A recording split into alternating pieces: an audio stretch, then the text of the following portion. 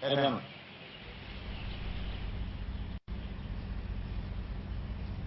Mr. President, I have 3 questions, starting with Mitt Romney. Just one question, I promise. You started with a $447 billion jobs bill. 2 months later, many speeches later, you've got virtually nothing from that. You've got the Veterans Jobs Bill, which is important, obviously, and a lot of executive orders. But are you coming to the realization that you may just get nothing here and go to the American people in 2012 without another jobs bill, 9% unemployment, and then wondering about your leadership, sir? I think first of all, the American people at this point are wondering about congressional leadership in failing to pass the jobs bill, the components of which the majority of Americans, including many Republicans, think are a good idea. And that's part of the reason why the American people right now aren't feeling real good about Congress. Normally, by the way politics works is if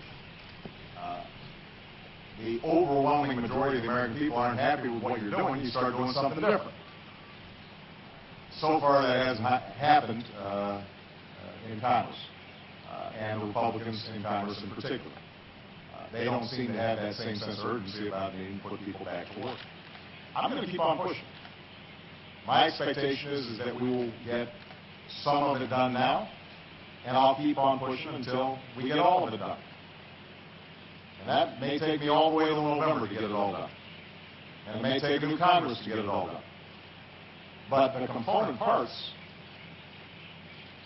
cutting taxes for middle-class families, cutting taxes for small businesses that are hiring our veterans, hiring the long-term unemployed, putting teachers back in the classroom. Here in the state of Hawaii, you have a bunch of kids who are going to school 4 days a week because of budget problems. How are we going to win the competition in the 21st century with our kids going to school basically half time? The jobs bill would help alleviate those budget pressures at the state level. Rebuilding our infrastructure. Every world leader that you talk to, they're saying to themselves, how can we make sure we've got a first-class infrastructure?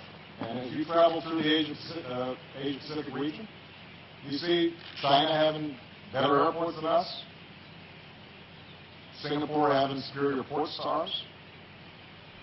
Well, that's going to impact our capacity to do business here, our capacity to trade, our capacity to get U.S. products made by U.S. workers into the fastest-growing market in the world. And, by the way, we could put a lot of people back to work at the same time.